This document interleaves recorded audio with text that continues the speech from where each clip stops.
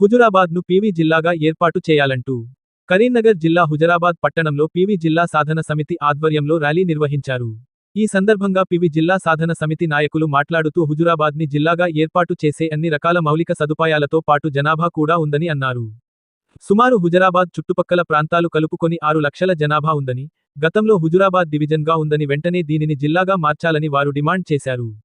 ఎన్నికల సమయంలో ముఖ్యమంత్రి రేవంత్ రెడ్డి కూడా హుజురాబాద్లో జిల్లాగా చేస్తానని ఈ ప్రాంత ప్రజలకు హామీ ఇచ్చారని వెంటనే హుజురాబాద్ని పీవీ జిల్లాగా మార్చాలని డిమాండ్ చేశారు.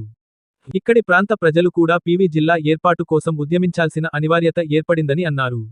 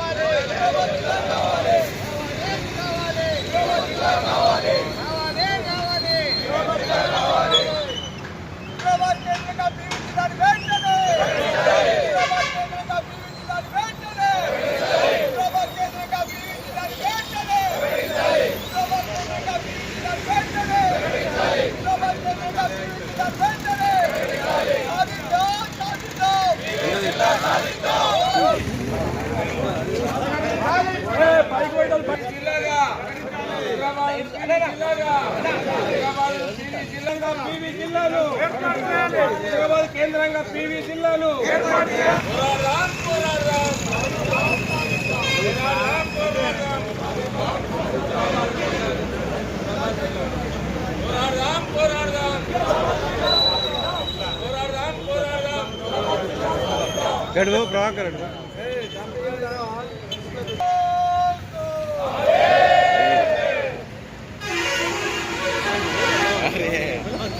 తెలంగాణ ఉద్యమంలో కూడా ఎలా మనము ధర్నాలు చేసినాము, అన్ని ఉద్యమాలు చేసి అప్పుడు హుజురాబాద్కు ఒక ప్రత్యేకత తీసుకున్నటువంటి సందర్భం.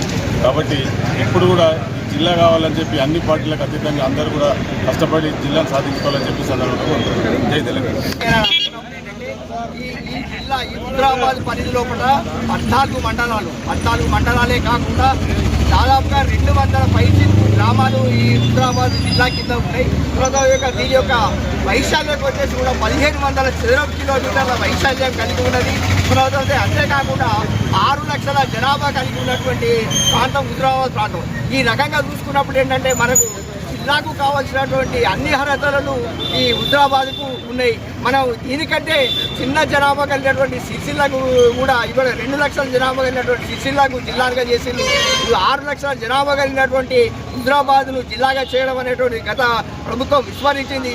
కాబట్టి కాంగ్రెస్ ప్రభుత్వం తప్పనిసరిగా ఈరోజు దీన్ని జిల్లాగా ప్రకటించాలని చెప్పేసి మేము విజ్ఞప్తి చేస్తున్నాం. అదే కాకుండా ఇప్పుడు హుజురాబాద్ పట్టణాన్ని ఆనుకొని మనకు హైవే రోడ్డు వస్తున్నది. ఈ హైవే రోడ్డు ద్వారా హుజురాబాద్ పట్టణం అనేటువంటిది శూన్యంగా మారిపోయేటువంటి పరిస్థితి ఉన్నది. ఇక్కడ వ్యాపారాలు అనేటువంటివి కూడా అన్నీ కూడా దెబ్బతిన్నాయి. ఇక్కడ ఫ్లోటింగ్ పాపులేషన్ అనేటువంటి లేకుండా పోయేటువంటి పరిస్థితి ప్రమాదం ఉంది.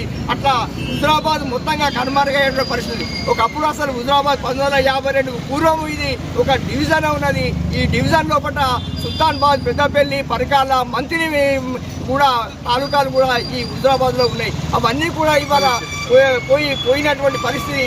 అట్లా పూర్తిగా కనుమరుగైపోయే పరిస్థితి ఉన్నది. కాబట్టి తప్పనిసరిగా హుజురాబాద్ను రక్షించుకోవాలనుకుంటే ఇక్కడ ప్రజలందరూ కూడా ప్రతి వ్యాపారస్తులు కానీ, తర్వాత ఉద్యోగస్తులు కానీ, విద్యార్థులు కానీ అందరూ కూడా ఈ జిల్లా కొరకు ఉద్యమించాల్సినటువంటి అవసరం ఉన్నది. కాబట్టి అని చెప్పేసి ఉద్యమం కొరకు మనం అందరం కూడా పాల్గొనాలని చెప్పేసి కోరుకుంటూ